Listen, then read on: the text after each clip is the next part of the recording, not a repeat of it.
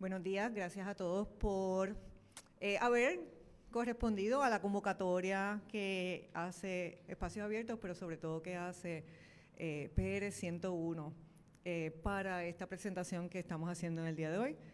Estamos ahora mismo transmitiendo a través de Facebook Live, así que esperamos que muchas más personas de los que estamos aquí tengan acceso a esta información. Y mi intervención va a ser muy breve. Mi nombre es Cecil Blondet, soy la directora ejecutiva de Espacios Abiertos, es el espacio donde estamos hoy. Esto que nosotros queremos que se convierta en un epicentro, un concentrador de energía de cambio sistémico. Y hoy para nosotros es un placer tener a un grupo de trabajo que están presentando su bebé, su proyecto inicial. Hace unos cuantos meses o años, cuando yo escuché que había un economista experto en finanzas, un ingeniero y un periodista que se estaban juntando para hacer un proyecto, a mí me parecía que era una cosa bien rara. El grupo de estas personas, ¿no? ¿A qué los estaba convocando ese? Pero después también pensé, no solamente es un economista, un ingeniero y un periodista los que se están sentando, son padres, tienen hijos, creen en las futuras generaciones de Puerto Rico, son Puerto Rico, viven en Puerto Rico. Y entonces me hizo mucho más sentido el proyecto que ellos titulan PR 101. ¿Verdad? Y es que muchas veces nosotros hablamos de conocer, de reconocer, de entender, de aprender. Y yo creo que todos los que estamos aquí estamos todo el tiempo convocados a un nuevo conocimiento, ¿no? A aprender muchas cosas. Y a veces no nos damos cuenta que tenemos que volver al 101, ¿verdad? Que si nosotros no tenemos la base, si no tenemos la zapata, pues se nos hace mucho más difícil solucionar problemas complejos. A mí me encanta hacer una historia que es que esta amiga mía y yo, muchos diplomas, etcétera, etcétera, estábamos una vez atendiendo un cumpleaños de una de las hijas de mi amiga y estábamos tratando de pegar una cosa en una pared y el viento tumbaba el letrero, ¿verdad? Una cosa de estas de Happy Birthday. Era un cumpleaños de una niña de 6 años. Eso lo estábamos tratando de poner en una puerta de vidrio. Y nosotros estábamos y el viento venía y lo tumbaba, el viento venía y lo tumbaba, y nosotros volvíamos y lo pegábamos. Haciendo mil cosas. Y la niña de 6 años nos dijo, ¿y por qué no lo pegan del otro lado del cristal? Yo hago esta historia porque a veces uno necesita perspectivas distintas. Y la perspectiva puede ser de una persona que sencillamente está viendo lo más claro. Y a veces nosotros, con tanto conocimiento, nos enredamos en la búsqueda de soluciones que están mucho más accesibles. Nada, esa es una reflexión que yo quería compartir con ustedes porque pienso que es muy atinada al proyecto que se va a presentar hoy. Y sin más, pues siendo esto también un proyecto que va a elaborar en los sentidos, estamos muy acostumbrados nosotros a que la información la vemos, la leemos, y se nos olvidan muchos de los otros sentidos que a veces están más cerca de nuestro cerebro, y es el de la audición. Nosotros aprendemos mucho más, no viendo, sino escuchando. Y creo que es otro de los elementos que tiene este proyecto que va a ser muy importante. Así que en esa línea les voy a pedir que por los próximos 10, 12 minutos vamos nosotros a hacer un ejercicio de escuchar de lo que se trata el proyecto. Así que lo van a escuchar ustedes, no lo vamos a presentar de ninguna otra manera. Así que les pido que abran su entendimiento al proyecto del Meollo. Gracias. Si Alfonso Vélez no hubiera publicado esta canción en 1973, de seguro alguien más en Puerto Rico se la habría inventado.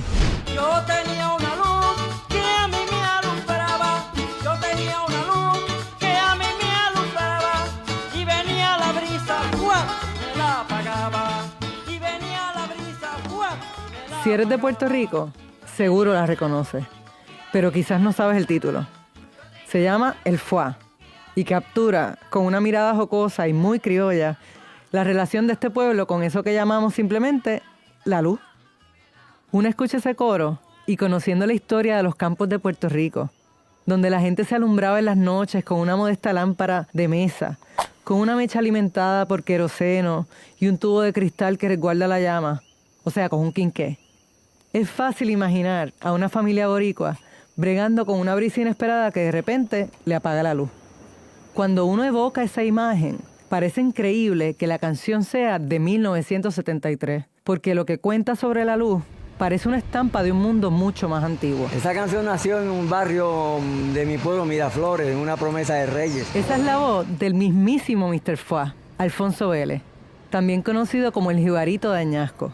Mi compañero Ezequiel Rodríguez Andino se encontró con él una tarde en la plaza de recreo de ese municipio para que nos contara cómo nació esa canción. Que cuando cantan la promesa de Reyes, dura como hora y cuarto, hora y media, si son lentos los que están cantando. Entonces los que están por allí se van a una esquina a jugar baraja, a jugar topo. Y entonces pues era en la carretera y había un mechón, el mechón se apagó.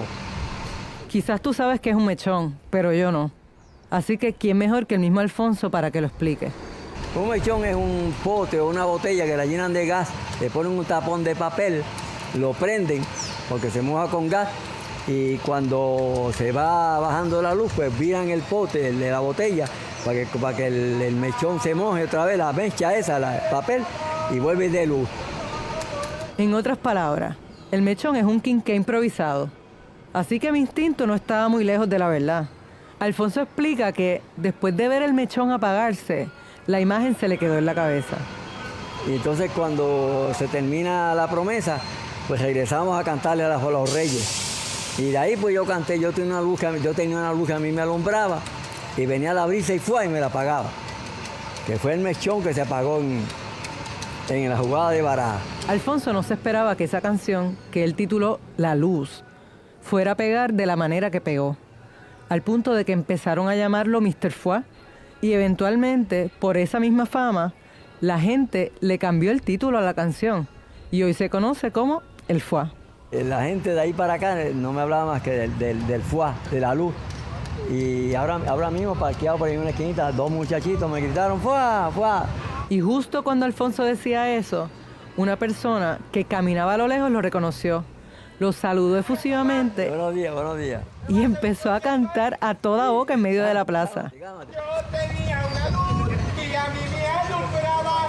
Yo tenía una luz, Alfonso, que a mí me alumbraba. Y venía una brisa y ¡fua! Me la apagaba. Cámate, que estamos en una entrevista aquí. Puerto Rico no es el único país hispanoparlante donde decir la luz nombra mucho más que una llama o un resplandor que alumbra. Decir la luz en español significa también la electricidad que llega de manera compleja a nuestras casas y a los negocios que frecuentamos. Es hablar de todo lo que está conectado a los enchufes, algo fácil de decir, pero que tiene un peso muy complejo en nuestro día a día. Por eso, el fuá, para nosotros, se convierte en otra cosa. Esa luz que yo tenía es metáfora de todo lo que la electricidad me permite hacer. Y la brisa que la apaga es algo mucho más problemático y hasta tenebroso. Según el Centro Nacional de Huracanes, el ojo del ciclón podría estar tocando tierra en algún momento durante la mañana del miércoles en una categoría 4 con vientos de hasta 150 millas por hora.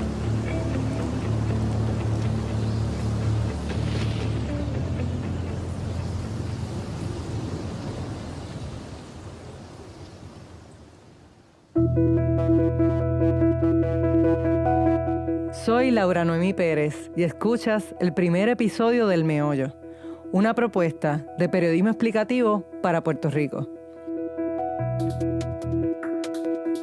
En el Meollo queremos ir hasta el centro de los temas más complejos que afectan nuestra vida diaria, para desenredarlos y comprenderlos.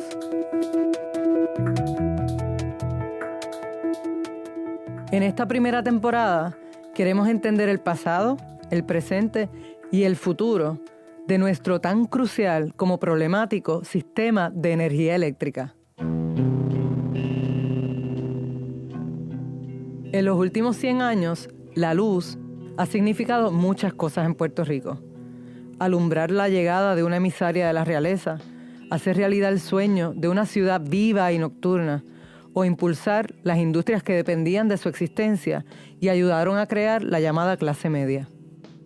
La luz también fue esa innovación que permitió que las niñas y niños de Puerto Rico, tanto de la ciudad como de los campos más remotos, pudieran hacer sus tareas escolares y estudiar por las noches. Así que podríamos decir que la nueva versión de la luz, a la que le canta Alfonso, transformó tanto el paisaje como la economía de la isla.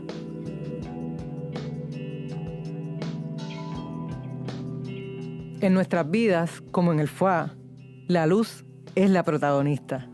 Pero ¿de qué vale una protagonista sin antagonista? En la canción, la brisa es la antagonista que extingue a nuestra protagonista, la frágil llama de una vela o de un quinqué. Pero en los pasados 100 años, muchos tipos de brisas nos han apagado la luz como país. Las crisis petroleras, la política partidista que corroe todo lo que toca, tanto lo público como lo privado. Y por supuesto, vendavales sin nombre y los huracanes históricos. Todas estas brisas, unas más flojas, otras más potentes, han conseguido dejarnos oscuras. Durante mucho tiempo, quienes dependemos del servicio eléctrico hemos sido observadores pasivos. Nos contentamos con que hubiera luz, que funcionara la nevera, el microondas, con tener internet o aire acondicionado. No nos importaba mucho cómo llegaba la luz, ni los factores que afectan cuánto nos cuesta. Pero María nos cambió el chip, ¿verdad?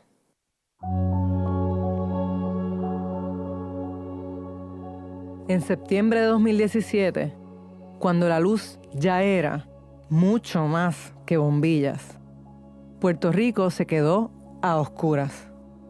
En lo que fue el inicio del segundo apagón más largo en la historia de la humanidad. Estar sin luz por tanto tiempo significa no tener cómo refrigerar medicina, prender respiradores, mantener conexiones de comunicación.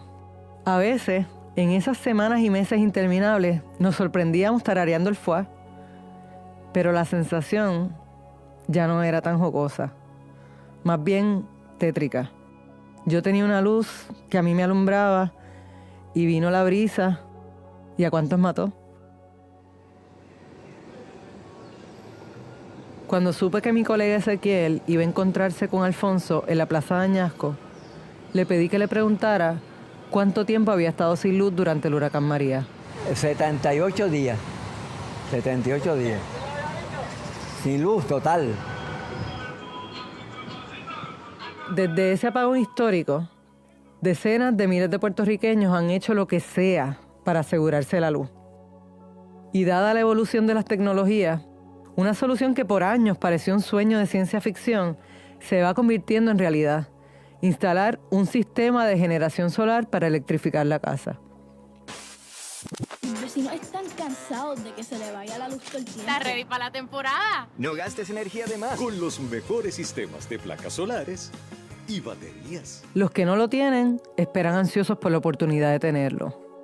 Los que no son dueños de su casa o viven en edificios multipisos desesperan por encontrar soluciones que les garanticen, aunque sea un poquito de luz. Y no solamente para cuando venga un huracán, porque la luz ya se apaga lo mismo con viento que con sol. Esa desesperación nos puede llevar a tomar decisiones apresuradas, pero no podemos dejar que la urgencia nos domine. La realidad es que si queremos ayudar a resolver esto de que la luz se apague con cualquier brisa, necesitamos ser ciudadanos activos, entender cómo se produce la energía, cómo se distribuye y buscar que nuestra relación con la electricidad sea más que pagar una factura. Con esa intención es que surge la idea de este podcast, que en realidad es una especie de viaje por las conversaciones que tuve con personas que comparten diferentes inquietudes relacionadas con nuestra querida luz. Hablé con gente como Eugenio Latimer, que estuvo ahí cuando la Autoridad de Energía Eléctrica todavía no se llamaba así, y recopiló la historia del que probablemente fue el proyecto público más importante y osado del siglo XX puertorriqueño. ¿Qué tú me dices de la electrificación rural? Se inventaron el poner los postes con helicópteros. Mira, coger un helicóptero con un poste de esos y llevarlo, hay que tener unas habilidades terribles para eso. Entonces abajo estaban los otros compañeros que tenían el hoyo hecho y todo, para sembrarlo. Imagínate el impacto que tuvo eso. Esa gente que vive en las montañas, porque la gente no estaba acá en San Juan ni en Mayagüez, estaban en las montañas y esa gente tenían que estudiar. ¿Tú te imaginas el impacto de que pudieran tener luz eléctrica y que un niño pudiera leer y escribir para poder hacer sus asignaciones con luz? Ese impacto nada más es grandioso, es grandioso. Y eso se hizo. También hablé con Rosalina León, socia y administradora de la Cooperativa de Viviendas Jardines de San Francisco en San Juan. Una comunidad que, como tantas en nuestro archipiélago, está bregando con las consecuencias del deterioro de ese gran proyecto de país. Y cómo hemos terminado con un sistema eléctrico que a duras penas mantiene las luces prendidas. Una de las cosas que ha afectado el problema de la luz, además de que el costo subió, se duplicó, es que como se va tanto la luz, el gasto de diésel siempre estamos por encima del presupuesto. Porque si tú tienes la planta regularmente la prendes por una emergencia, pero si tienes que prenderla 3 veces a la semana, 10 o 12 horas, pues tienes que estar comprando diésel. El diésel después de las situaciones también aumentó. Bueno, nada es perfecto, pero una cosa es que no sea perfecto y otra cosa es que sea casi totalmente imperfecto. ¿Me entendieron?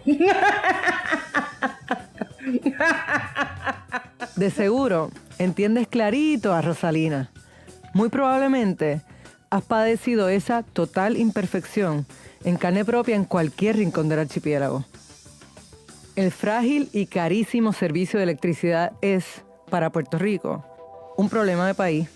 Y por eso, en esta búsqueda de información y de alternativas, también quise contactar a gente de otros lugares, donde habían enfrentado crisis similares y entender cómo las habían superado. Nosotros logramos reducir los costos energéticos en prácticamente la mitad. Es decir, salir de los combustibles fósiles, o de nuestro caso derivado del petróleo, para pasar a energía eólica, energía solar, nos permitió pasar de alrededor de 1.100 millones de dólares de costo de producción de electricidad al año a 600 millones de dólares que tenemos hoy. O sea, ese es Ramón Méndez Galain, uno de los responsables de diseñar y ejecutar una nueva política pública energética en Uruguay. Redujimos en 500 millones de dólares todos los años los costos de producción de electricidad en un país en que 500 millones de dólares es el 1% del PBI.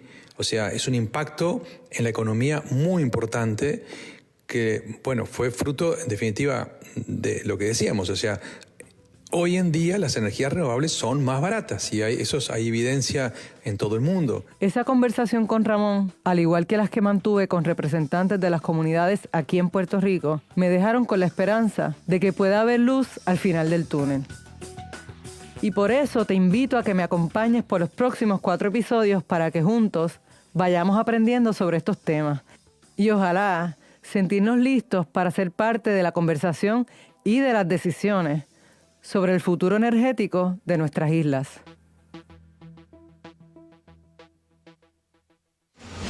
Yo tenía una luz que a mí me alumbraba. Yo tenía una luz que a mí me alumbraba. Y venía la brisa y ¡fua! Y me la apagaba. Y venía Luma y ¡fua! Y me la apagaba. Recuerda que aquel tiempo no era Luma eran los mechones esos y quién qué. En el próximo episodio del Meollo, vamos para atrás para poder mirar para adelante. En Puerto Rico hubo muchos lugares que llegó la electricidad antes que la carretera, porque la gente que estaba a cargo de la industria eléctrica, esa gente de la autoridad de la fuente fluvial, eran unos titanes. Y encontramos la primera bombilla. La primera bombilla que se encendió en Puerto Rico por energía eléctrica fue en Villalba. Este episodio lo escribió Oscar J. Serrano.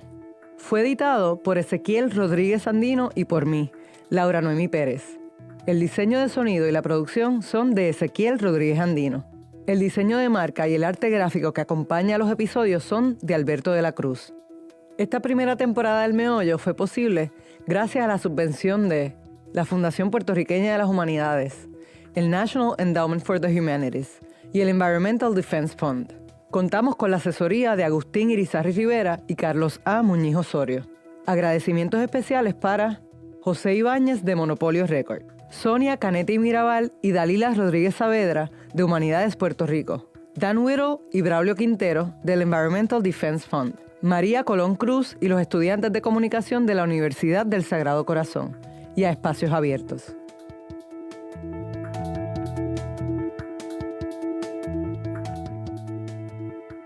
Visita el portal elmeollo.org para consultar materiales relacionados con este episodio y obtener más información sobre la energía en Puerto Rico.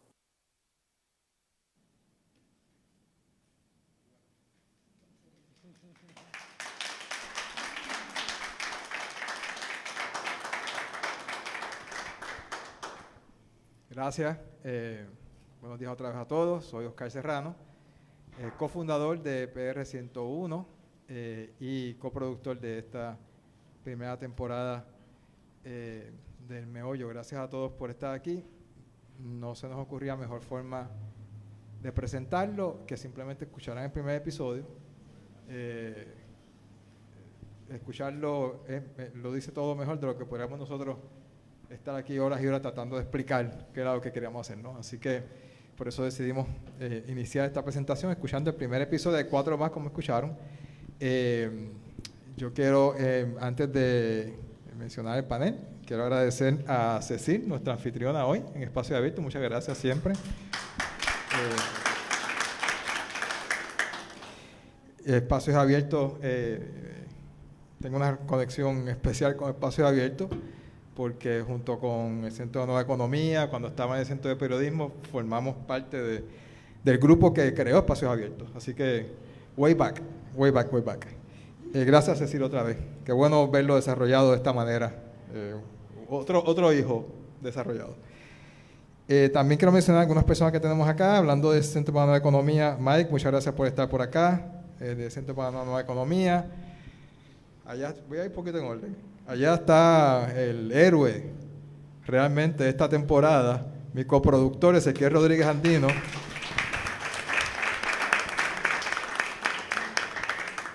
Que entró en un momento clave para que todo esto se pudiera dar. Así que muchas gracias, Ezequiel. Ha sido un gusto hacer esta temporada contigo. ¿Quién más tenemos por aquí? El mismísimo Alfonso Vélez Fuá.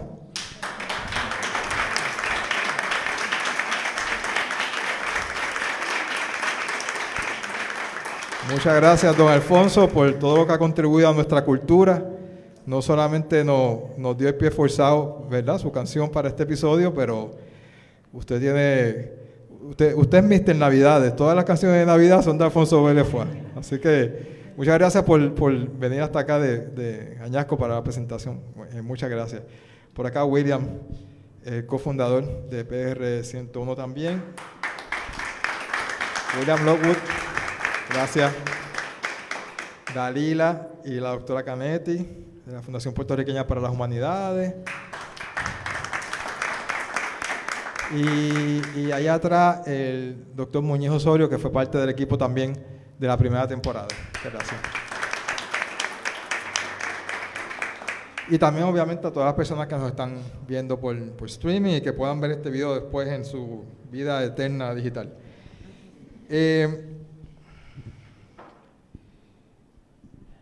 Quiero entonces introducir el panel que tenemos acá ahora para discutir el meollo y hablar un poquito más después de haber escuchado el primer episodio.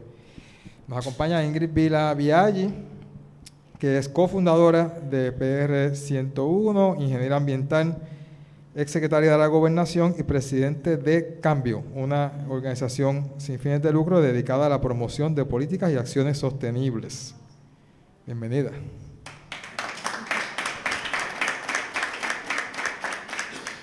Luego la colega Laura Pérez Sánchez, periodista investigativa independiente, fue Nieman Fellow de la Universidad de Harvard en 2019, ha colaborado con el New York Times, National Geographic el Centro de Periodismo Investigativo y fue la reportera de la primera temporada del Meollo.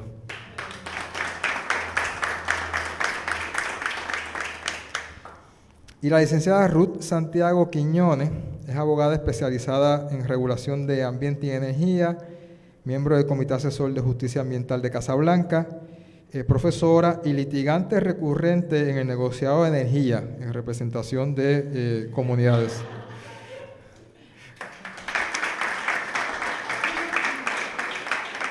Ya no es profesora, pero todavía tiene la carga de ser litigante recurrente en el negociado de energía.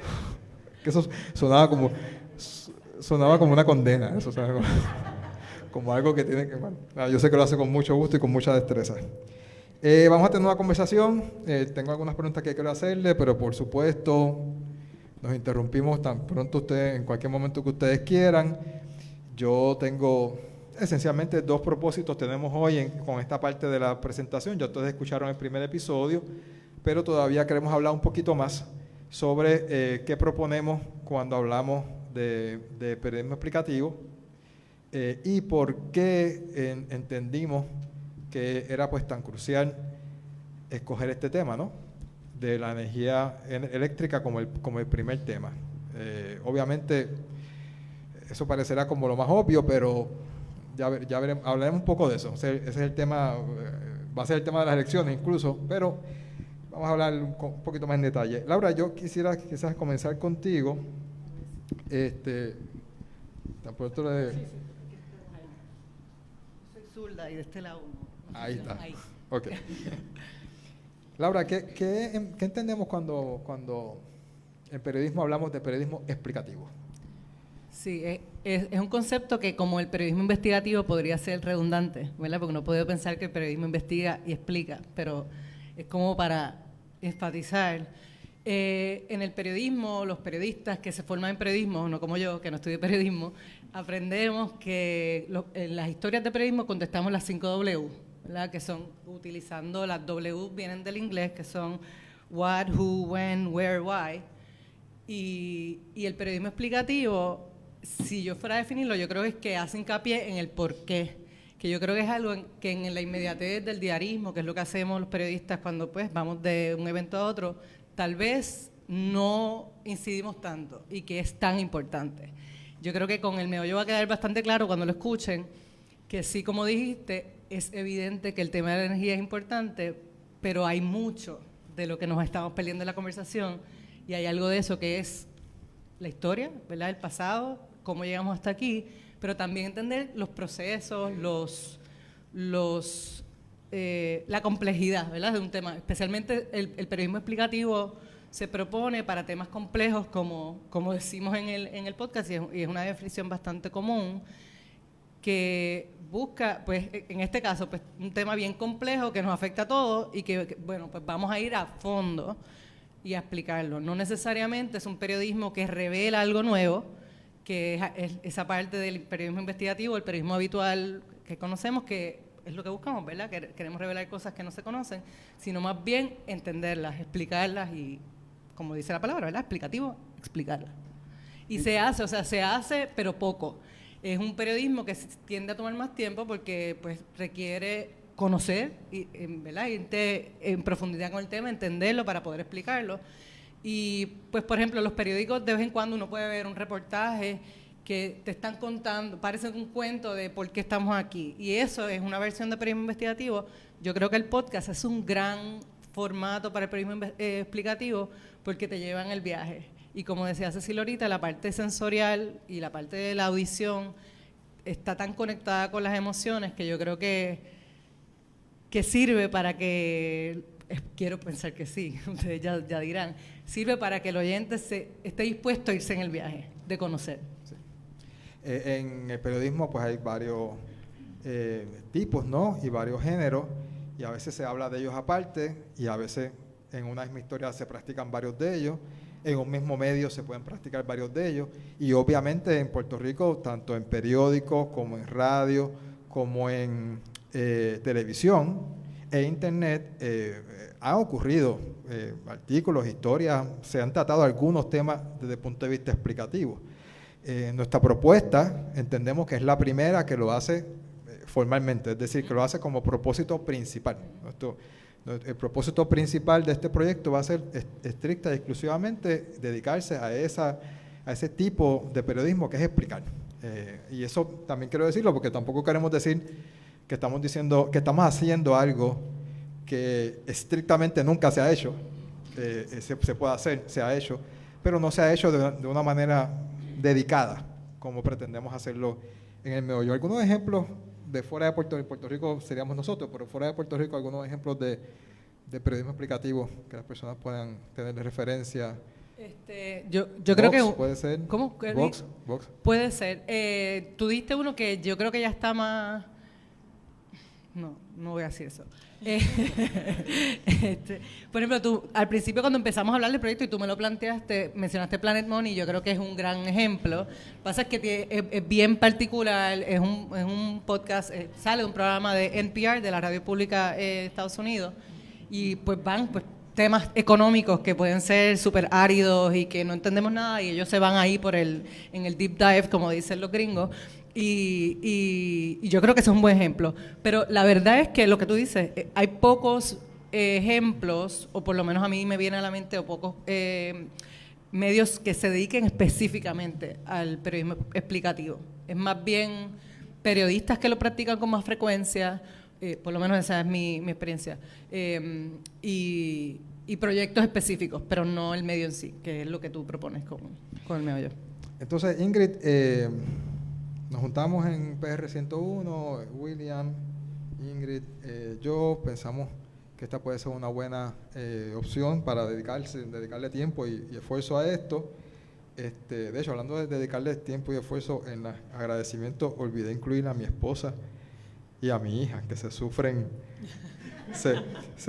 los compromisos de tiempo y los humores cuando uno está bregando un proyecto nuevo. Pero bueno, volviendo. Propósitos, ¿cuáles son los propósitos y planes que tenemos en PR 101 con propuestas como el meollo? Pues yo creo que un aspecto fundamental de PR 101 y trasciende, ¿verdad?, esta primera temporada que aborda el tema energético, es lograr incidir y que la ciudadanía pueda incidir de manera más efectiva en la discusión pública y en los asuntos públicos. Y cuando escuchen el podcast, ¿verdad?, y en esta primera temporada, yo creo que el formato del relato es una manera muy efectiva también de conectar con las personas, ¿verdad? Hablábamos del tema auditivo y cómo procesamos los asuntos que escuchamos, pero yo creo que también la manera en que se presenta, porque pues uno puede escuchar algo, una clase, no hay ofensa a los profesores presentes, pero algunas clases, ¿verdad?, pues no conecta tanto. Este asunto de tener una discusión, que es una conversación, uno se siente que está en la sala hablando con don Alfonso y escuchándolo, pues permite entender mejor y yo creo que asimilar mejor información compleja. Algo, ¿verdad?, que para mí ha sido primordial desde que dejé mi posición como secretaria de la Gobernación, y fue como un proceso de entender mejor el rol del gobierno y a dónde había llegado. Desafortunadamente es que el nivel no se presenta un campo de terreno igual para todos los participantes. Y para mí, desde que comencé las gestiones en cambio y todo lo que he hecho desde entonces, ha sido bien importante buscar oportunidades que equiparen ese nivel de terreno, que nos permitan a todos participar, incidir y tomar acción en los asuntos públicos importantes y que nos afectan. Y yo creo que la contribución del meollo es presentar información compleja, brindando el contexto necesario que nos saca de la noticia inmediata que leemos, consumimos y nos olvidamos porque ya viene la próxima o viene algún escándalo que nos distrae, y nos permite pues verlo como un todo. No es lo mismo haber escuchado en el 2018, luego del paso de los huracanes, el que el gobernador Ricardo Rosselló se parara y dijera tenemos que privatizar la autoridad para resolver los problemas, todos, ¿verdad? Enfrentando la crisis, la ansiedad, la angustia, los problemas que enfrentaba el país en esos momentos. No tener, ¿verdad?, más allá de información y decir, pues la verdad es que esto no funciona así, hay que privatizar, versus haber escuchado eso con parte de la información que se comparte en este podcast, de conocer qué fue la autoridad, cómo llegamos aquí, por qué es que esto no echa para adelante, quiénes son los actores que están incidiendo en esta toma de decisiones, y quizás como pueblo hubiésemos retado un poco más esa decisión que se nos imponía. Y yo creo que parte de lo que queremos cambiar es eso, el que dejemos de ser consumidores de información y decisiones que se nos imponen y regresemos a ser ciudadanos que queremos participar e incidir en la toma de decisiones. Y yo creo que, ¿verdad?, esperamos, y eso es una de las aspiraciones que tiene este proyecto y el podcast, que la ciudadanía se sienta con más capacidad de no solo entender temas complejos, sino con interés de qué puedo hacer. Porque cuando escuchan el podcast, ¿verdad?, no se trata simplemente de conocer la historia de la autoridad, de la información que nos puede presentar Agustín, las experiencias de comunidades como las de Salinas, sino es también entender cómo funciona el gobierno en torno a esto, cuáles son las oportunidades que tengo de participación. Así que yo espero que, ¿verdad?, esto sea un ingrediente importante que empiece a cambiar o que añada y contribuya a dinámicas que ya se están dando a nivel de comunidades, a nivel de sectores en todo Puerto Rico, en los que están reclamando mayor espacio de participación, y que esto sirva como herramienta para continuar ampliando esos reclamos. Y licenciada Santiago, usted por su experiencia legal trabajando con comunidades, particularmente en el negociado de energía, usted sabe lo que es pues abrirse paso en un tema difícil, en un foro experto, porque se maneja como un foro experto, es decir, se maneja con muchos términos complejos, nadie se para a explicar nada, todo el mundo asume que la conversación que se está dando, todo el mundo la conoce, y entonces se pueden tomar decisiones partiendo de eso. ¿Cuán importante usted ha visto que ha sido que la ciudadanía se esfuerce, por difícil que sea, de romper, entrar en esos foros, pedir espacio y tratar de incidir sobre decisiones? Bueno, saludos a todas y a todos, gracias por la invitación. Me imagino te refieres principalmente a la participación de grupos comunitarios, ambientales, de la sociedad civil en general ante lo que se conoce como el negociado de energía, es parte de la Comisión de Servicio Público y fue una reorganización de gobierno, diríamos, ajustada a la medida, ¿verdad?, para nombrar unos comisionados como si fueran jueces administrativos a esta agencia para determinar, ¿verdad?, el futuro eléctrico del país. Ese ajuste a la medida nos ha llevado a lo que tenemos hoy y no hay que repetir, ¿verdad? Todas las personas aquí conocen muy bien el desastre que es nuestro sistema eléctrico y la dirección tan equivocada que está llevando. Ayer estuvimos participando en una vista más de las tantas, ¿verdad?, en un grupo de organizaciones y representantes legales, ¿verdad? Pues la pregunta de cuán importante ha sido incidir, participar, lamentablemente sé que debemos pensar que esa participación ha sido importante, pero sinceramente en este momento no veo el impacto que estemos teniendo.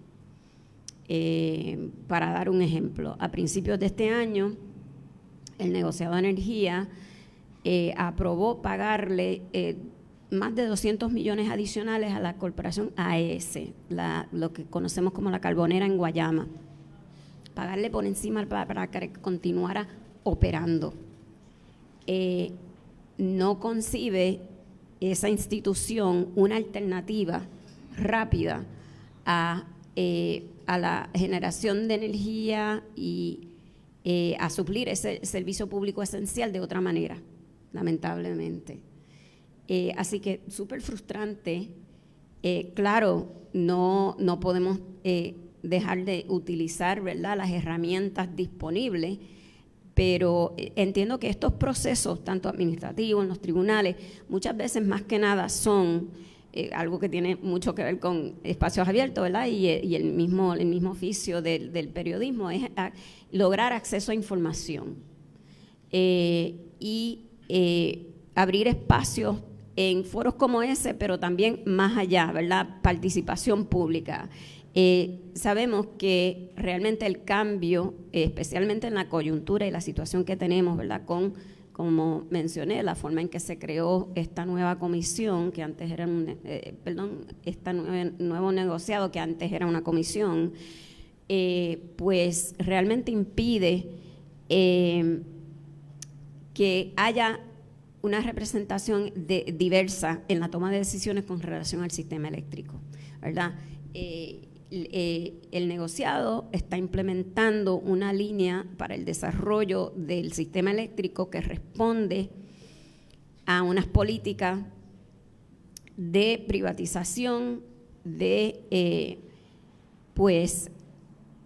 delegar en compañías privadas con fines lucrativos lo que es un servicio público esencial, que es la electricidad. Y como consecuencia, ¿verdad?, vemos que las compañías están cumpliendo con su deber, ¿no?, de lograr ganancias para sus accionistas, ¿verdad?, porque eso es la definición de una corporación privada, ¿verdad?, eso es su deber primordial, generar ganancias para sus accionistas, hacer distribución de dividendos.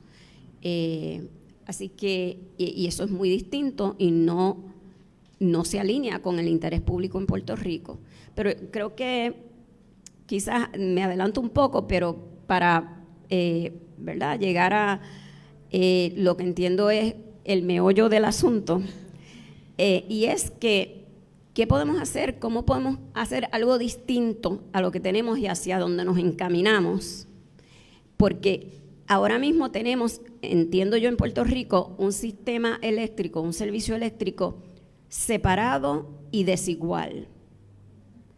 Separado porque hay algunas personas privilegiadas que pueden acceder a lo que es la energía renovable distribuida, lo que conocemos comúnmente como las placas en techos con batería, mayormente gente con mayor capacidad económica, pueden acceder a estos sistemas.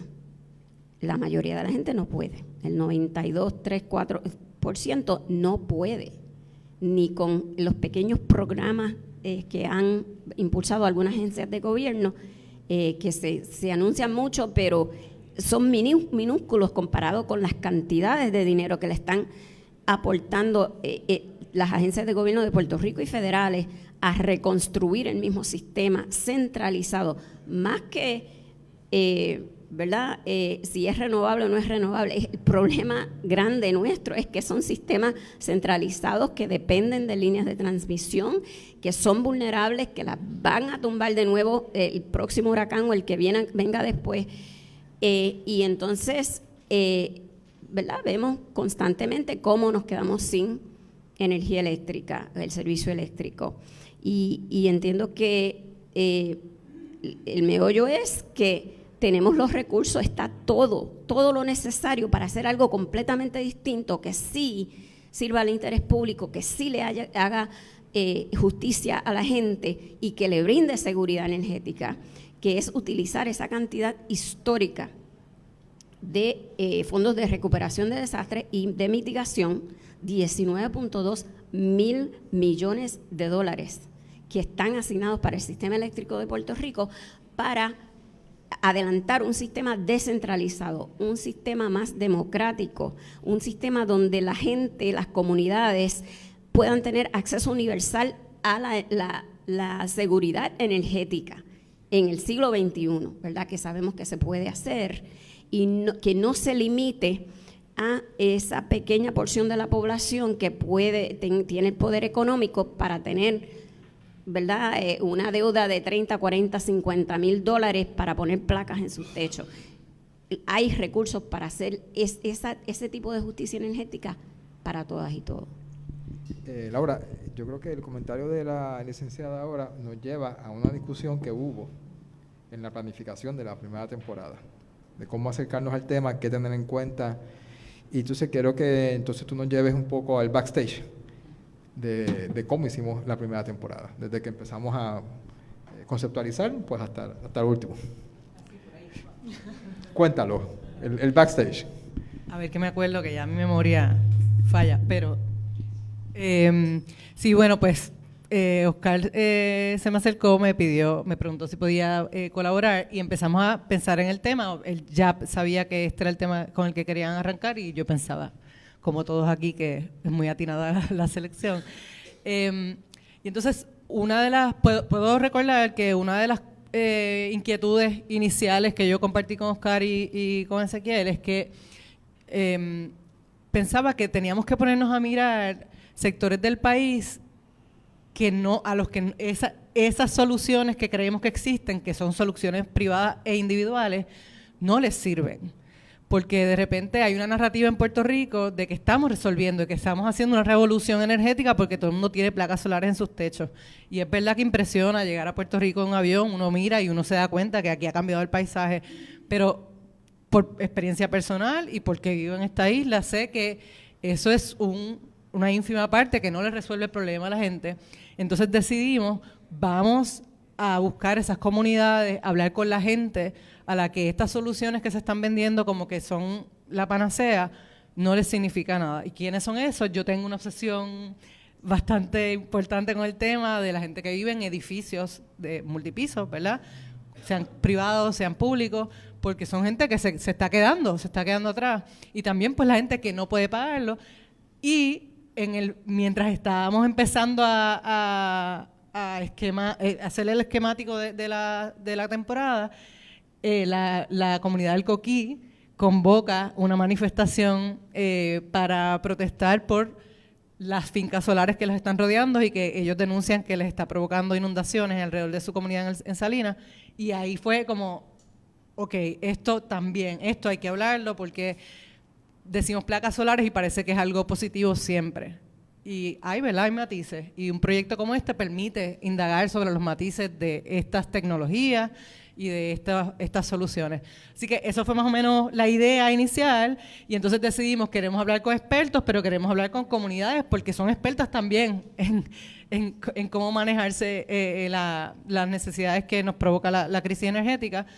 Y pues bueno, arrancamos las entrevistas, dio trabajo, porque todo da trabajo, especialmente el periodismo y especialmente en Puerto Rico, todo toma más tiempo de lo que uno espera. Algunas de las entrevistas las hicimos, lo van a escuchar, Ezequiel, que estoy de acuerdo, es el héroe y es el gran talento que hace que esto suene así de bien. Ezequiel en varias ocasiones, como por ejemplo cuando fue a ver a Alfonso, que fue, yo no podía ir, entonces él fue, o sea, yo no podía ir con él. Y a Salinas también fue él, y entonces yo me conecté por Zoom desde mi casa, hicimos algunas de las entrevistas por Zoom, obviamente en algunas se fue la luz, esto pasó, porque esto pues, tú sabes, como pues el pan nuestro, y también teníamos bien claro, yo creo que esto lo dijimos bien al principio, que queríamos contar con ejemplos de fuera de Puerto Rico, que queremos que el país mire también al resto del mundo. Porque hay ejemplos de cómo se puede hacer bien y en nuestra discusión diaria y en la crisis, porque es entendible que en un tema como este estamos en crisis continua y es cómo puedo resolver mañana, cómo puedo hacer que mi compra no se me dañe mañana y yo entiendo esa mentalidad, pero poder salirnos un poquito de esa perspectiva y mirar al mundo y entender cómo se podría hacer. Y entonces, creo que fuiste tú, Oscar, que propusiste el tema de Uruguay. Intentamos conseguir otra gente que no apareció, pero tuvimos la entrevista con el exministro uruguayo y quiero decirles que Ese día yo soy muy seria en mi trabajo, y ese día cuando terminamos la entrevista yo le dije a él, ay, esto me da tanta esperanza, porque realmente escucharlo, entender, y también esperanza en que existe una posibilidad para nosotros, pero también en que hay la posibilidad de vivir en un país en el que respetemos a las personas que tienen el conocimiento, que les demos su espacio, que le demos la oportunidad a los profesores de la universidad, que son los que conocen los temas, a que nos propongan cómo solucionarlos. Y nosotros en nuestro... hay una persona a la que entrevistamos y que también colaboró con nosotros, que es Agustín, que es un gran experto en este país, en estos temas. Y yo hablaba con Agustín y esa entrevista, ya ustedes verán, Agustín es un personaje que estamos acostumbrados a leerlo en el periódico, pero es una revelación en audio. Y saber, yo hablaba con el profesor, porque el exministro uruguayo es un profesor de física. Hablaba con él y decía, ok, esto nosotros lo tenemos. Y hay algo de imaginarnos otros futuros y otras posibilidades y poder atrevernos a soñar un país capaz y donde la gente con mérito y con talento puede aportar, que a mí me dio un poco de esperanza, que creo que se me nota, no soy muy así. Así que más o menos eso te gusta, o quieres que hable de otra cosa. Perfecto. La entrevista del doctor Ramón Méndez fue la última que apareció y tuvimos que esperar, estaba todo listo y estábamos esperando por él. Y apareció y nos valió la pena esperarla porque nos cuadró todo. Ustedes van a ver que la temporada deben escucharla en orden, porque la temporada lleva un ritmo, va subiendo, va bajando hasta llegar al final. Y la parte de pues fue una parte muy importante. Yo creo que también lo que hablabas de la preocupación que tuvimos de qué perspectivas incluir, yo quiero enfatizar sobre eso, porque diferencia esto como trabajo periodístico de cualquier otro trabajo quizás propagandístico que se pueda hacer y que se hace sobre tantos otros temas o trabajos de desinformación. Es decir, nuestro propósito no era hacer chihichija a una sola cosa. O sea, no era simplemente decir, que bueno, la energía solar es bien buena, vamos para allá y no vemos más nada, ¿no? Sino que queríamos acercarnos al tema viendo todas las perspectivas posibles. Los peligros, ¿no? Los peligros que tiene esta opción y las oportunidades que tiene. Obviamente, en Puerto Rico hay una política pública que dice que la transición es hacia energía renovable. Y en Puerto Rico no solamente hay una política pública, sino que esa política pública en efecto se ajusta a tendencias mundiales, ¿no? A tendencias que todo el mundo está mirando que es apropiada. Pero no quiere decir que escondiéramos u ocultáramos también los problemas que trae eso, porque también hay algunos problemas que hay que tener en mente. No necesariamente son problemas para descartarlo, pero no se puede ser un propagandista, ¿no? Así que en ese sentido también pues el trabajo se diferencia de cualquier otra cosa de desinformación o de propaganda, como dije, que se produce por ahí, se riega y después nadie sabe de dónde salió, ¿no? Porque es periodismo. Porque es periodismo, exacto. Gracias, Laura, por esa parte. Entonces, Ingrid, quería tocar en un segundo turno contigo la experiencia en gobierno que tuviste. ¿Cuán realmente efectiva entiendes que puede ser ciudadanía educada y organizada para presionar al gobierno? ¿Cuánta capacidad realmente puede haber en ciudadanía educada y organizada para incidir en la discusión de política pública? Pues yo creo que en el punto en el que estamos hoy en día, eso es lo que va a hacer la diferencia de los cambios que está exigiendo la ciudadanía hoy en día. O sea, el cambio no va a venir de una entidad de gobierno, ¿verdad? A lo mejor sí, Dios quiera, lleguen las voluntades y todas se junten y los astros se alineen. Pero lo que hemos visto es que los cambios no vienen del gobierno, por varias razones.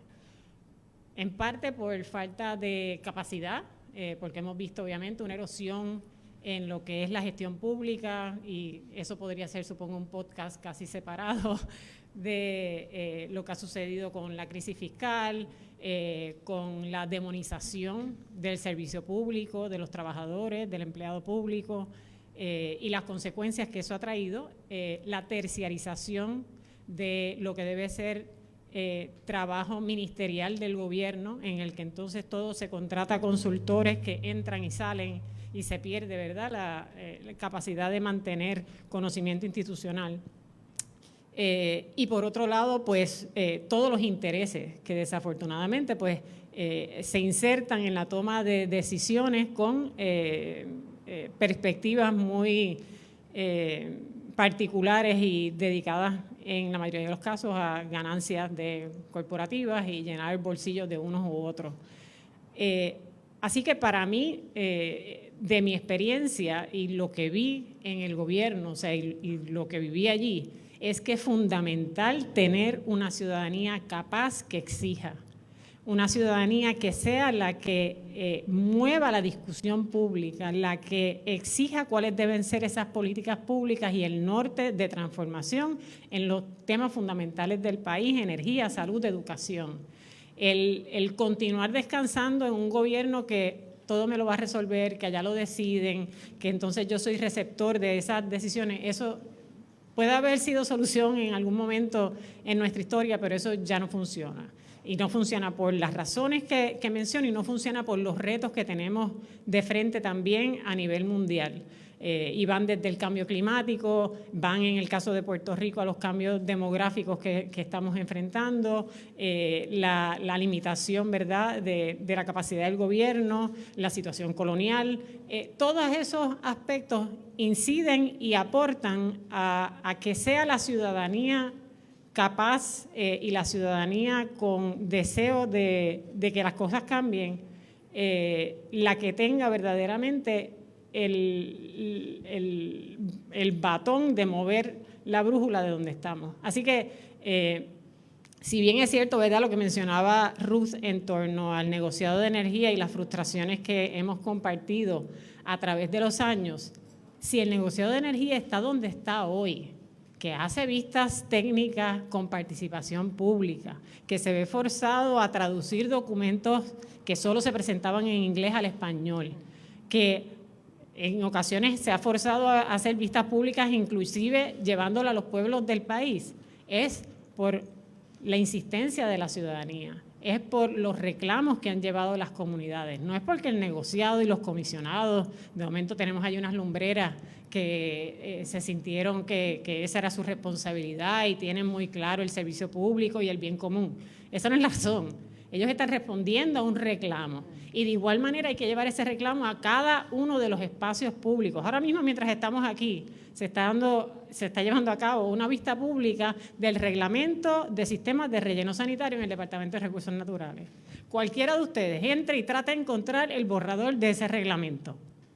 No lo va a encontrar. Está escondido en un website dentro de Recursos Naturales que no hay manera de accesarlo, que no sea que uno conozca a una persona dentro del departamento que te envíe el reglamento para uno poder comentar sobre él. Y una vez lo recibes, volvemos a lo mismo, la información es tan técnica, es un documento de sobre 100 páginas, que ¿quién va a comentar eso? Bueno, nosotros, ¿verdad? Porque nos damos a la tarea de comentarlo, pero o sea, en esos espacios también hay que llevar todos estos reclamos para que se vaya moviendo el gobierno a lo que nosotros, los puertorriqueños y puertorriqueñas, queremos que sea el gobierno. Entonces, por último, licenciada Santiago Tata, quería, obviamente, manejar el negociado como foro frustrante, como expresó, pero el tema de la energía eléctrica sigue teniendo una crucialidad para nosotros como pueblo, que ya es una cosa de, o sea, si estamos tratando de mantener las luces prendidas todos los días, no hay desarrollo económico posible, no hay más nada. No se puede hacer más nada mientras estemos tratando de mantener las luces prendidas todos los días. Así que ese tema va a ser muy importante todavía. ¿De qué otras maneras incluso se puede incidir?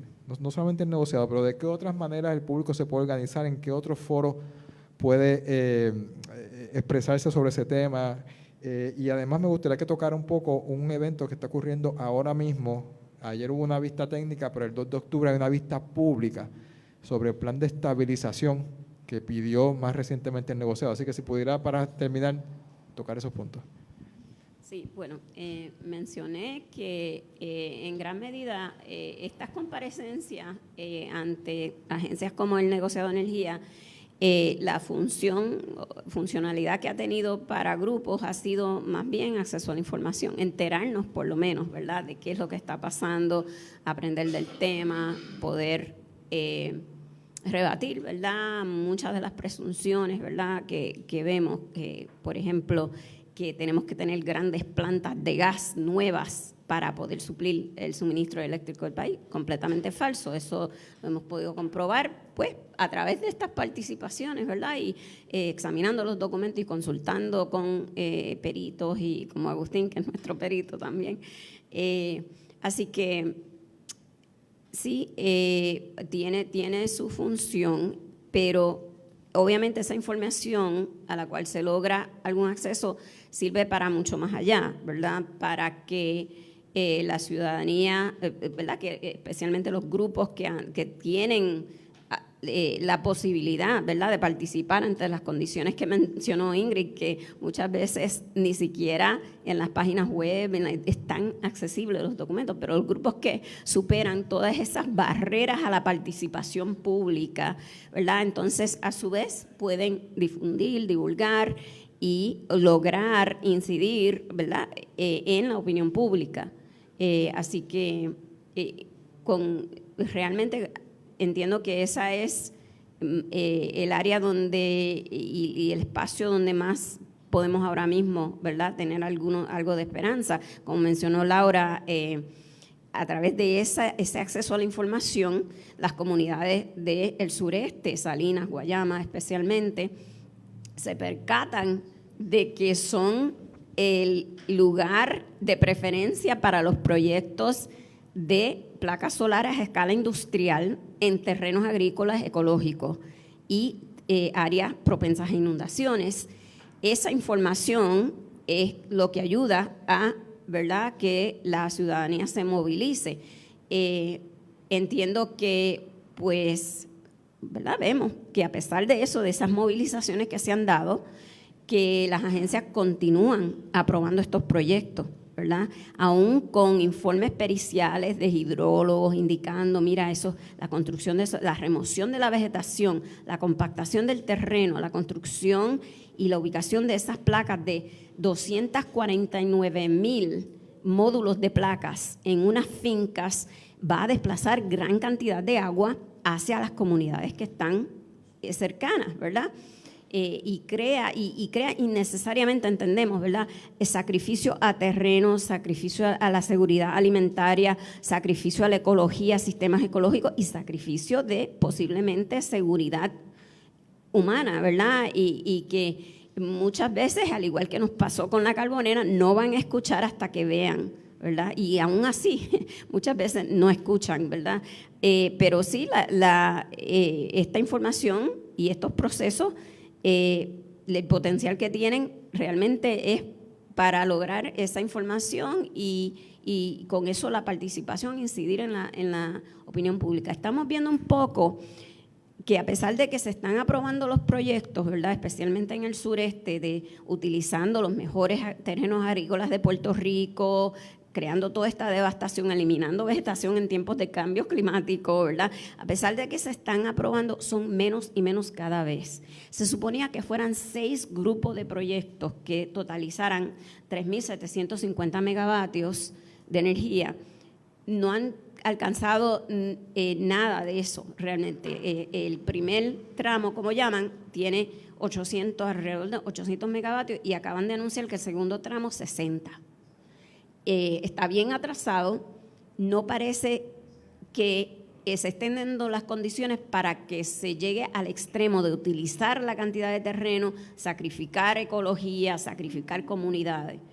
Y antes del 2 de octubre también quisiera recordar, ¿no?, que hay una forma bien básica de influenciar y de presionar, y es a través de su representante y su senador. Donde quiera que usted viva, le aplica a un representante y 2 senadores.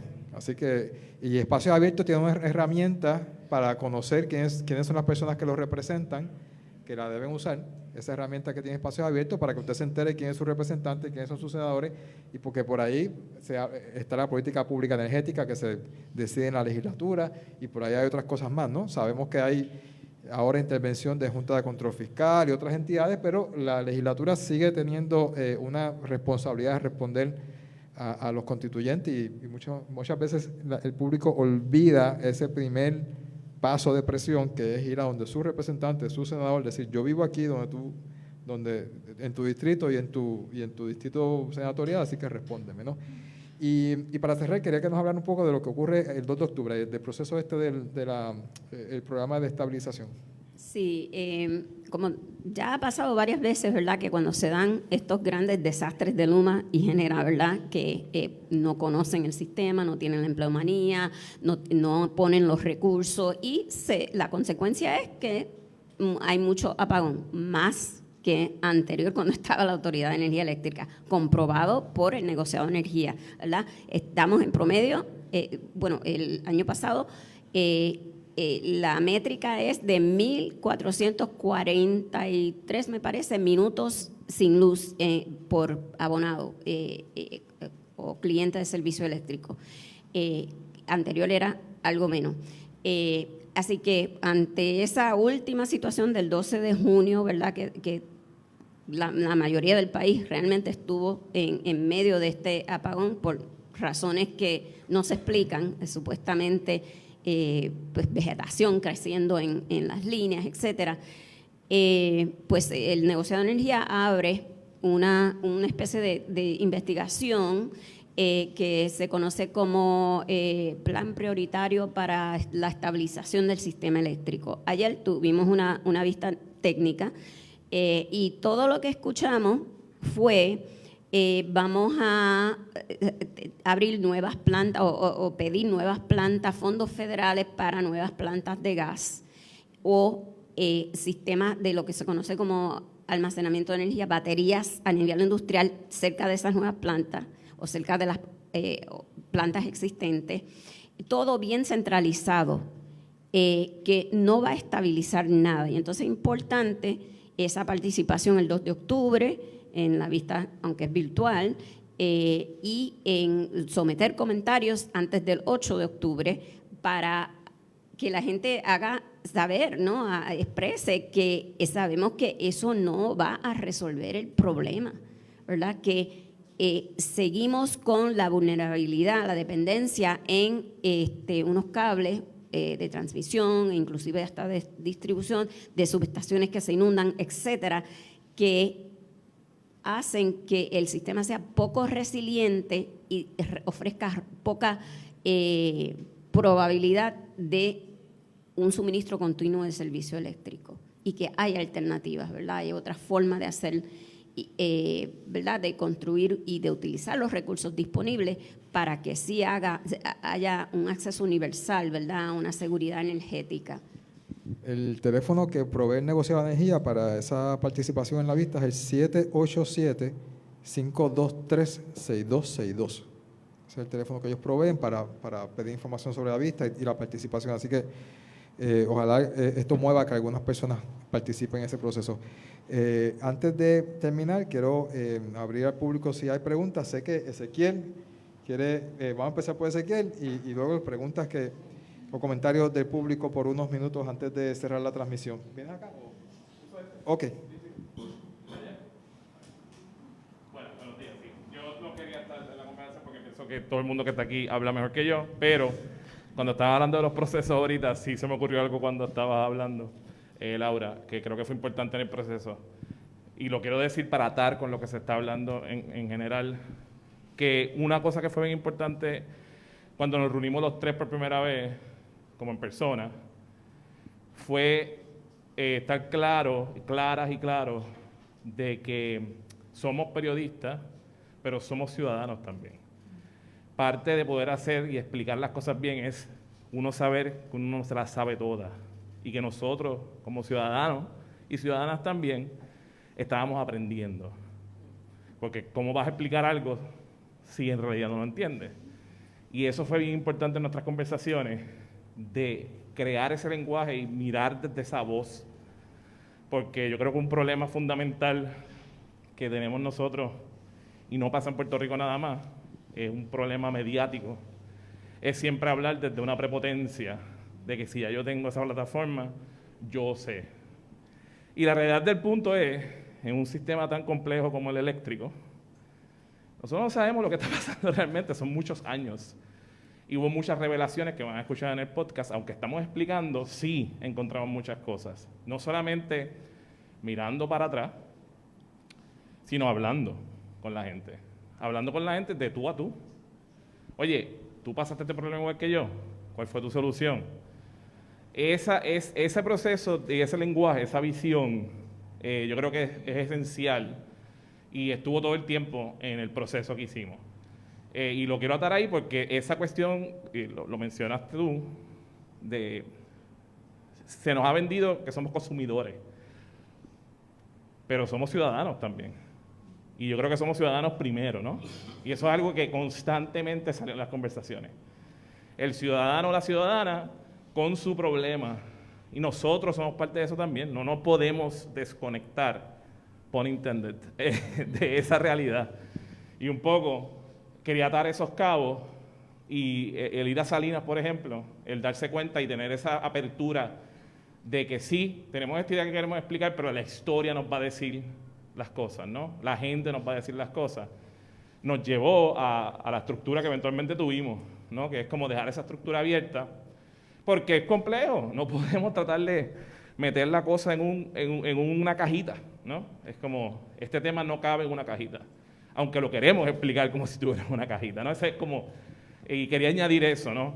Porque pienso que lo ata perfectamente con lo que se está hablando. Sí tenemos estos sistemas, sí tenemos estas cosas que se han luchado, no nos podemos conformar con eso, tenemos que estar abiertas y abiertos a escuchar y, como hacen los GPS, el rerouting. Y eso es parte importante del trabajo y quería añadir eso nada más. Este es el de acá. Gracias, Ezequiel. Gracias. Bueno, ¿algún otro comentario o pregunta del público antes de que cerremos la actividad? Aquí y usted. A este micrófono, sí. A este micrófono. Aquí. Ella y luego el caballero acá. Bueno, la verdad que me encanta, gente. Yo estoy bien contenta de haber venido porque hace falta esto hace mucho tiempo. Nosotros que llevamos tantos años trabajando este asunto energético, ¿verdad?, con los grupos. Mi nombre es Mirna Conti, yo soy de Amigos de Río Guaynabo y de la Coalición de Organizaciones Anti-Incineración, como ambientalista y parte de los grupos que hemos luchado muchísimo. Y comprendo a mis compañeras aquí, la necesidad de la participación ciudadana. Para mí yo creo que eso es fundamental, creo que esto va a ser una herramienta espectacular para que la gente pueda entender. Esto es bien complejo. Recuerdo cuando yo comencé a escuchar esto, que oía a Agustín, yo decía, ay Dios, y oía a Ruth, y decía, ay, ¿qué es esto? Espérate, ¿cómo uno tiene que estudiar esto bastante, ¿verdad? Muchas veces, y escucharlo muchas veces, porque lamentablemente en la prensa, que a veces hay, ¿verdad?, reportajes que son bastante complejos, pero y completos, pero por un lado, como es tan complejo el tema, necesitamos que realmente la gente lo entienda, participe y diga, como bien dijo Ingrid. Si algo le puedo asegurar yo a ustedes, ¿verdad?, como de la Coalición de Organizaciones Anti-Incineración, el incinerador de Arecibo, de Energy Answers, tuvimos 10 años, gente, y no nos rendimos. Y gracias, me acuerdo, Ingrid estaba en el gobierno y ahí es que la conocemos, y realmente todas las personas que participaron de este proceso fueron las personas que pudimos detener ese incinerador. Mucha gente a nivel de isla, comunidades, personas, ¿verdad?, de la política, las agencias, qué puertas no tocamos y dónde no participamos. Y como nosotros dijimos, a veces la gente se cree que la participación ciudadana tiene que tener un expertise, no sé cómo se dice eso, ¿verdad?, pero un peritaje, gracias, un peritaje. Pero yo recuerdo que le decía a en la comunidad en Arecibo, dice, mira, es importante que los escuchen de su boca. Es importante, no tiene que escribir nada, es ir a esa vista pública y decir lo que usted está viviendo, expresar sus preocupaciones, expresar, porque no es lo mismo que uno lo diga, o que lo diga el perito, que lo diga quien lo diga, pero escuchar toda esa gente. Y recuerdo haber llevado una vista, ¿se acuerdan la vista, bueno, de la agencia federal que le iba a prestar un montón de dinero a Energy Answer para hacer ese proyecto? ¿Cómo fue que el hecho de más de 500 personas participaron de esa vista pública? Y te llena de orgullo de decir, mira, el mensaje llega y la gente rompe hielo, porque entonces se sientan y se atreven. Y necesitamos más voces. Estoy de acuerdo, creo que esto va a ser un foro espectacular, perdona que te di la espalda, pero estoy bien contenta. Quisiera saber, va a estar en YouTube, dónde va a estar, para también si va, para que uno lo pueda compartir en nuestras redes, porque estas cosas, como uno dice, hay que hacerlo que vaya viral, porque no todo el mundo tiene el momento quizás para estar escuchando en el momento que se presente, pero que se pueda escuchar en otros momentos, porque me pasa a mí, yo escucho cosas después, no es que no quiera en el momento, cuando puedo pues voy, pero a veces conflige, porque mira lo que dice Ingrid, hoy mismo hay una vista pública importantísima de ese reglamento en recursos naturales. Personas aquí que me consta, ¿verdad?, que hay que estar allí también, pero no nos podemos dividir en dos. So, por lo tanto, gracias. Si hay algo sí. Donde bueno, yo creo que gracias. Mil gracias, gente. Yo creo que mucha gente lo habrá hecho ya, pero en este QR Code van a encontrar, si apuntan acá con sus teléfonos, los que sepan cómo hacer esto, van a encontrar acá todos los enlaces a la página web, al Spotify, a Apple Podcast, y está en YouTube, está en Facebook, tenemos cuenta de Twitter también. Y si no, simplemente vayan a elmeollo.org, entonces de ahí, ese es el website, ahí está todo lo demás. De hecho, el portal está diseñado, no lo dijimos ahorita, pero el portal está diseñado también con mucha información sobre energía. O sea, no solamente el podcast. El podcast es una parte, el portal es otra, con mucha información sobre energía, y entonces redes sociales es otra. Pero aquí encuentran todos los enlaces. Y caballero, ¿tiene un comentario? Yo creo que para cerrar ya, porque ya son las 12. Buen día a todos. Ay, Peri. Ok, pues con Peri cerramos. Concurro primero que nada con la señora que me antecedió, la distinguida dama, de que si hay cosas que vale la pena en el país y en la coyuntura histórica que estamos viviendo, que se vuelvan virales, es lo que se está discutiendo aquí hoy. Es increíble ver cuánta sandez a veces en este país se vuelven virales en Puerto Rico, y nosotros como gente de buena voluntad que todavía estamos viviendo aquí, nos quedamos como meros espectadores, a veces por miedo a que nos señalen, a que nos estigmaticen, y seguimos desde los palcos. Yo soy un autor de libros y conferenciante felizmente jubilado. Llevo 3 años felizmente jubilado, pero estoy tratando de tener una gestión más activa en estos temas. Mi nombre es Juan F. Cruz Torres. Yo empiezo por felicitar y darle las gracias a Espacios Abiertos, a los amigos que están aquí, distinguidos amigos del panel, y a PR 101, por traer estos temas y, como dicen ellos, ir al meollo y desmenuzarlo. Creo que hace falta más de esto, y yo los felicito y les doy las gracias. Y quiero invitarlos a ustedes de que luego de que salgamos de aquí, o si posible antes, esta información no solamente la divulguemos entre nosotros en las páginas nuestras.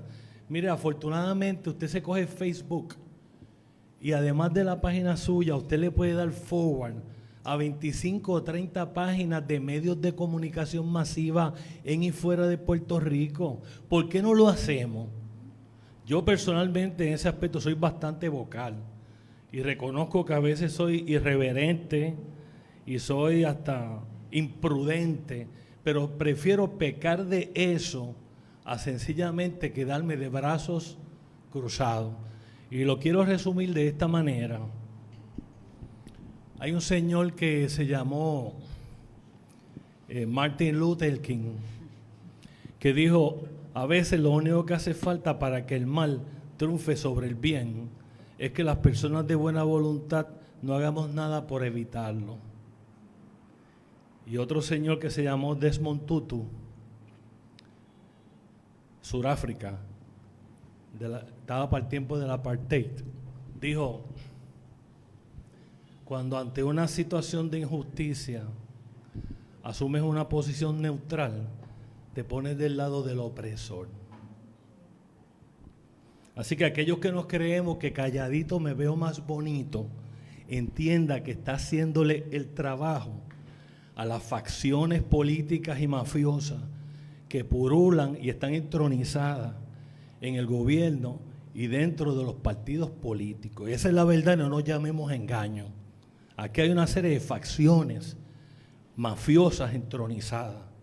Y si nosotros seguimos así, tranquilitos, nos va a comer, como dicen allá donde usted se crió, un caballo mellao. Y lo triste de que se lo come un caballo mellao, ¿usted sabe lo que es? Que lo sigue masticando y masticando y no se acaba de tragárselo y usted sufre más. Buenas tardes a todos y gracias por estar aquí. Gracias. Sí, rapidito. Peri, no, está bien, Peri, dale. Peri nos va... A Peri hay que escucharlo siempre, dale, Peri. Sí, estoy muy emocionado con este proyecto, me parece que es un acierto extraordinario. Estoy acostumbrado a hacer críticas y las voy a hacer, y son las siguientes. Me parece un acierto extraordinario el desplazamiento semántico hacia lo popular desde el título. El meollo, me parece un acierto que encaja perfectamente bien con lo que luego vamos a encontrar en el proyecto, ¿verdad? Es decir, en el podcast. Porque el relato está construido desde el sentido común, sin renunciar a la profundidad. Y muchas veces en el periodismo se parte de la urgencia de hacer las cosas un poco automáticamente. Y el formato de un podcast que permite un periodo de preproducción y de ideación y de planificación valioso, que por lo general no tenemos en el mundo del diarismo, ofrece una oportunidad maravillosa para el potencial y el futuro de este podcast. Creo además que la edición es extraordinaria. Ese señor que está ahí ha hecho un trabajo formidable, lo ha hecho por muchos años. Y me parece que haberlo sumado al proyecto es un acierto también extraordinario. Y por último, la convergencia de especialistas y periodistas y luego la conexión estudiantil le va a permitir abrir una brecha desde una dimensión que pocas veces se comparte en el mundo profesional. El periodismo le va a dar siempre la oportunidad de mirar aquello que es más caro a la sociedad puertorriqueña, ¿no? Aquello que representan urgencia de la población y de las comunidades, porque el periodismo está acostumbrado a mirar con esa sensibilidad a pesar de su deficiencia, ¿verdad? Y de sus limitaciones. Pero combinar eso con especialistas, como intentamos en 80 grados, dicho sea de paso, es una oportunidad maravillosa. Así que quiero felicitarlos de todo corazón. Gracias, Peri. Muchas gracias por eso. Bueno, no queremos quitar mucho más tiempo. Muchas gracias a todos. Muchas gracias a los que se conectaron. Otra vez, gracias a Espacios Abiertos. Como decía don Juan, pues rieguen el meollo por ahí para que tengamos más temporada. Gracias. Y gracias también a las compañeras.